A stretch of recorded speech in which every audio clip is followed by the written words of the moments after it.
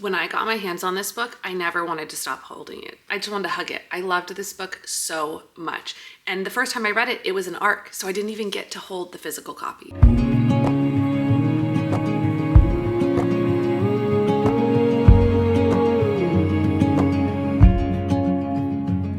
We are back for another Christian review of regular books, and today we are discussing By Any Other Name by Jodi Picoult. For those of you who've never seen one of these videos before, here's how it's going to go down. First, I do my regular review, what you know and love to expect from a book review, including my star rating, personal opinion, and I do it all without spoiling the book. But then we get into my Christian review, and that's where I go over the basic pieces of a book that may or may not have a fellow believer or anyone wanting to read it. I give more caveats and any more information you may need about these reviews at the video that's pinned at the top of the playlist, or you should be able to click here somewhere. However, if you're still here, let's go ahead and get into my regular review. By Any Other Name by Jodi Picoult is a historical fiction, and Jodi Picoult doesn't write historical fictions that much, but I will tell you that both of her books that are historical fictions have hit home for me like nothing else I know of.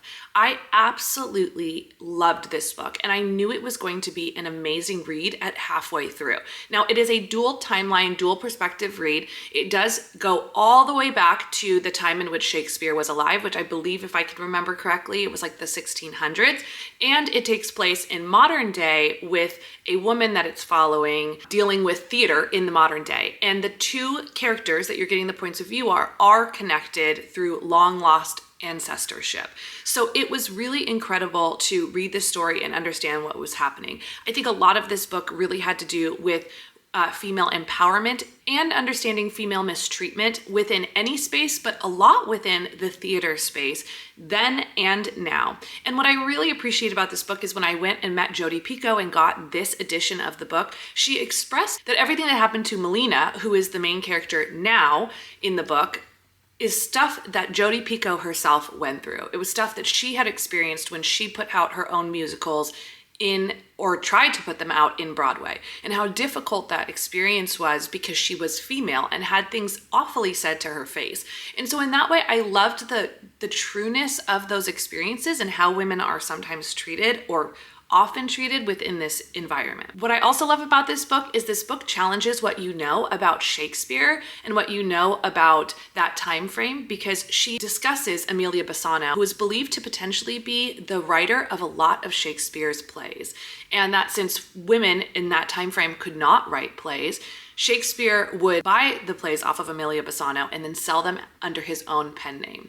It was incredibly well done, and I loved all the research and explanation that is done throughout the course of this book and the way Jodi Picoult explained it, because in reality, she leaves a very, very clear story that this could be really what happened, and the history and the research that she did that brought her to this potential conclusion. On top of that, she has so many aspects that are like Easter eggs throughout the course of this book that she may have written as fiction and then later gone back and done some research and found other things. So there could be truth within this book that we do not know, but she's very honest about, how she did the research and how she found out what she found out and why she wrote it the way she did.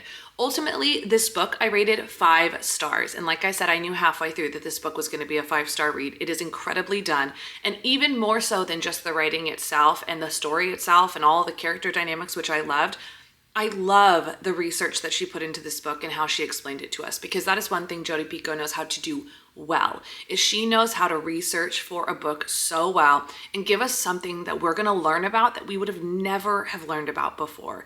Every single one of her books, she does that in, and this book was in an area I never would have even thought, you don't even think to research. So I was so incredibly impressed and I loved it. If you want to see everything that I'm reading and rating in real time, you can do so by following me on Goodreads. You can also find me on Instagram, TikTok, and I do have my own YouTube channel, so if you want more of my life journey and reading, you can follow the links down below in the description box.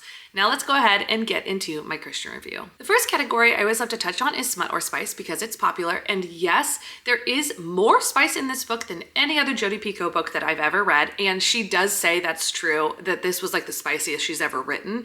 So it was definitely like a notch up, but still it's not explicitly described multiple times. It's not something that you need to really worry about. You can skip past the pages when you hit them.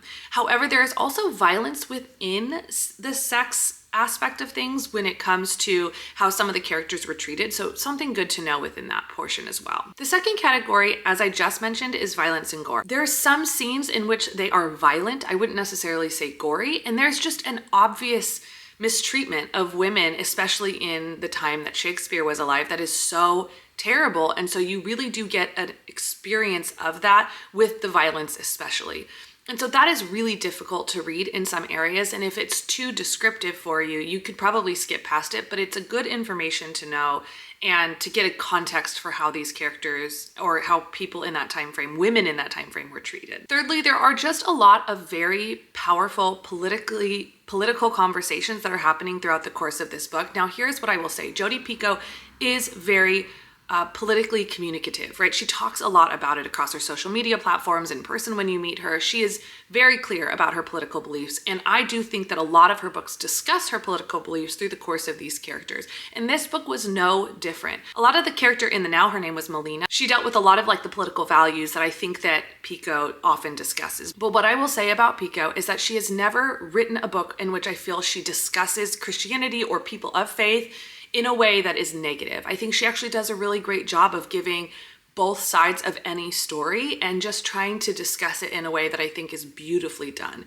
So in this discussion around politics, there's a lot around racism and allyship, sexism, like abortion, and like feminism. So there are a lot of topics discussed throughout the course of this book that are very intense and now especially very politically minded, but I think that they do give a lot of context and complexity to the storyline as a whole. This book is probably great for anyone aged 17 and up. Again, there's a lot of mature themes discussed throughout the course of this book, but I would be interested to see a high schooler then going and doing the research about Amelia Bassano and how she is potentially the writer of a lot of Shakespeare's work. Please don't forget to like, subscribe, and hit the bell so you can stay up to date on all of these Christian reviews of regular books, plus me and my mom's podcast, The Journey We Share. On top of the fact that it helps you stay in the know, it also helps us know what content we want to be providing for you and what you want to be seeing. And since we're a nonprofit, it's like a free way to donate when you do that without having to open up your wallet. So please don't forget to like, subscribe, hit the bell, and maybe even comment before you go. And we cannot wait until we see you on the next one.